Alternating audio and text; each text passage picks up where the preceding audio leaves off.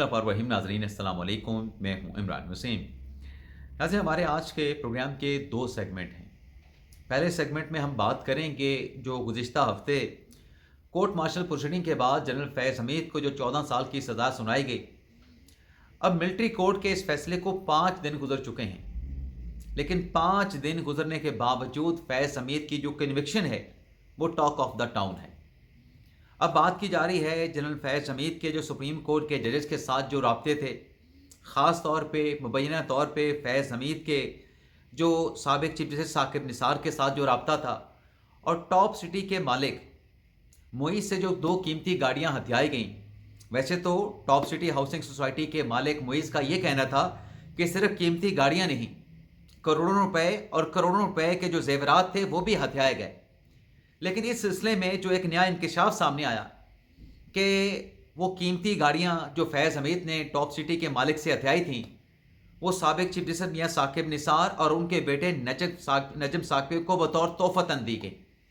आज मैंने एक तो इस मामले पे साकिब निसार साहब के बेटे नजम साकिब से रब्ता किया, उनका क्या कहना था इस मामले पे ये आपको बताएंगे, और फिर फैज़ हमीद के ख़िलाफ़ नए शवाहिद क्या हैं, जो उनके खिलाफ फर्दर कोर्ट मार्शल प्रोसीडिंग होनी है उसके शवाहिद क्या हैं। दूसरा नाज़रीन हमारा सेगमेंट है, माजरत के साथ हमारा जो इब्तिदाइया है, जो इंट्रो है वो लंबा हो रहा है। दूसरा हमारा सेगमेंट है जो भारत का मोदी सरकार का जो झूठ है। ऑस्ट्रेलिया के शहर सिडनी की बॉन्डाई बीच के ऊपर जो अफसोसनाक वाक़या पेश आया, और जो हमलावर थे इंडियन मीडिया ने, अफगान मीडिया ने भरपूर प्रोपेगेंडा किया कि वो पाकिस्तानी शहरी है। लेकिन आज इंडियन मीडिया, इंडियन पुलिस एतराफ़ कर रही है कि वो हमलावर भारतीय शहरी है।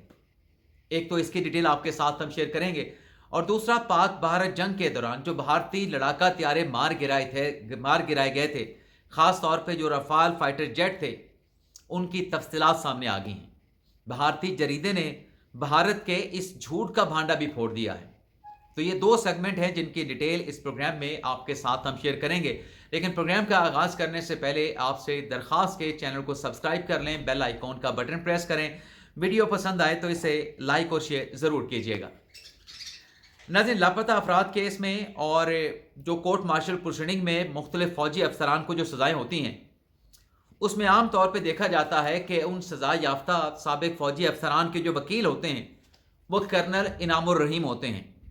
यानी कर्नल इनामुर रहीम लॉयर भी हैं, अफवाज पाकिस्तान की जैक ब्रांच पे रह चुके हैं और कर्नल हैं, रिटायर्ड हैं।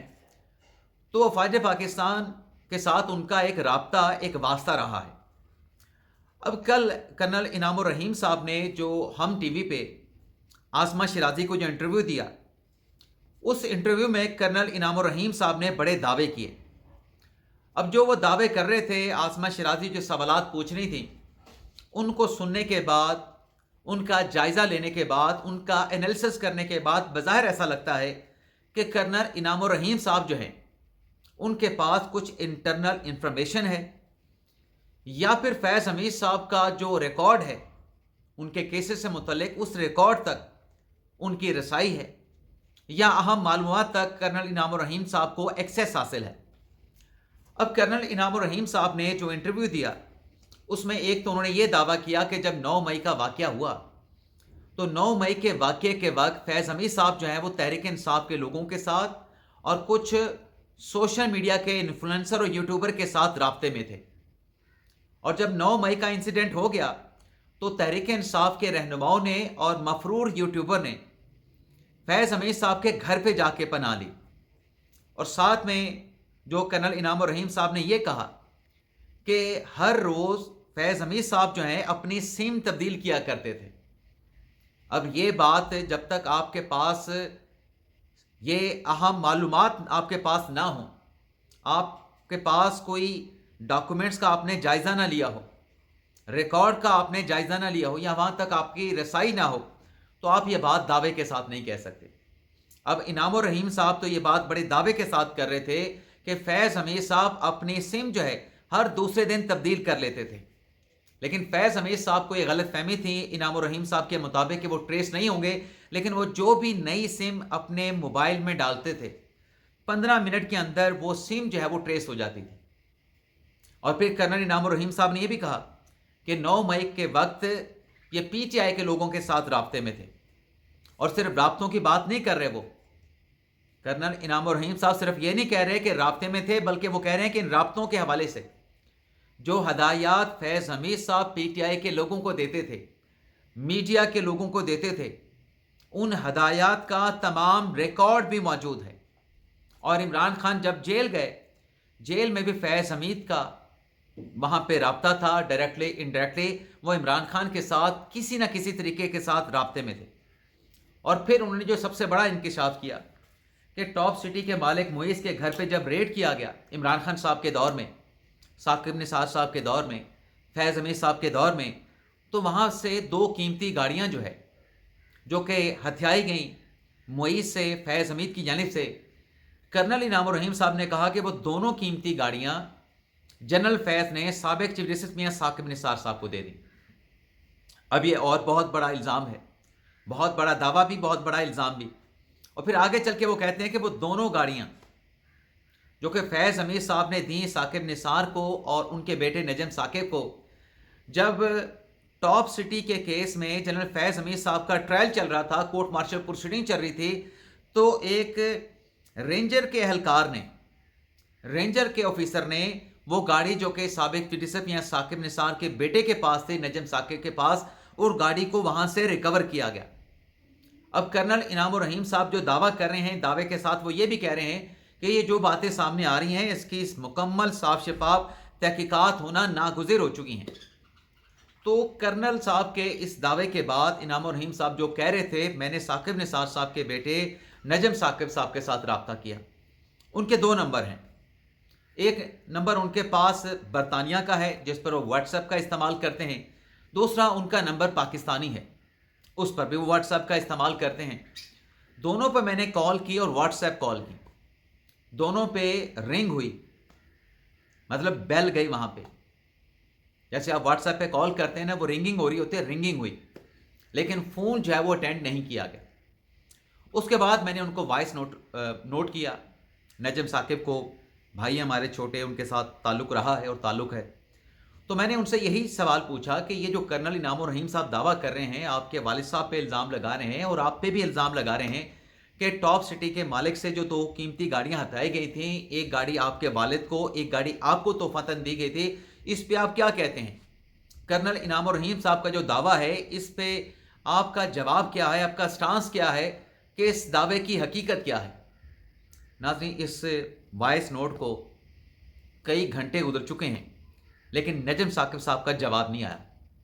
वो जो वॉइस नोट था वो येलो हुआ, यानी ब्लू हुआ, ब्लू टिक उसका हुआ और डबल क्लिक हुआ, लेकिन कोई जवाब नहीं आया। लेकिन ये बात तो क्लियर है कि मेरा वॉइस नोट जो है वो नजम साकिब साहब ने पढ़ा है, सुना है, पढ़ा नहीं सुना है, और उसके बाद उन्होंने जवाब देना जो है वो उन्होंने मुनासिब नहीं समझा। यानी आप यूँ कहें कि उन्होंने जवाब देने से इनकार कर दिया इस मामले पे कि आया कि जो दावा इनाम उर रहीम साहब ने किया उसकी हकीकत क्या है, उसकी सदाकत क्या है।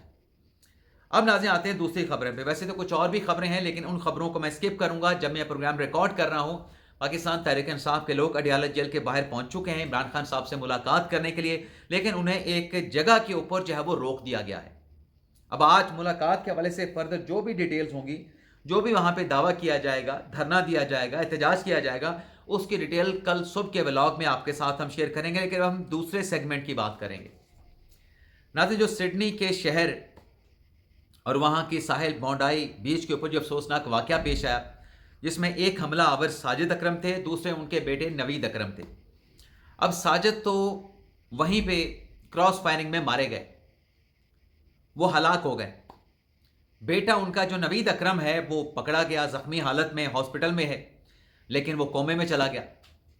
और वो जो शामी नौजवान ही कहूँगा मैं, जो उसने काम किया वो नौजवानों वाला था कि अपनी ज़िंदगी ख़तरे में डाल के उस हमला आवर पे उन्होंने जाके काबू किया। अब उसके लिए जो नवाज़शात हो रही हैं, जो उसके लिए फंडिंग हो रही है, वो सब कुछ आपके सामने है। लेकिन इस वाक़े के बाद पाकिस्तान के खिलाफ प्रोपेगेंडा किया गया कि ये दोनों जो हमला आवर हैं ये पाकिस्तानी शहरी हैं। इंडियन मीडिया ने भी किया और अफ़गान मीडिया ने भी किया, और अभी भी इंडियन मीडिया, कुछ ऐसे सेगमेंट हैं इंडियन मीडिया के जो अभी भी यही प्रोपेगेंडा कर रहे हैं।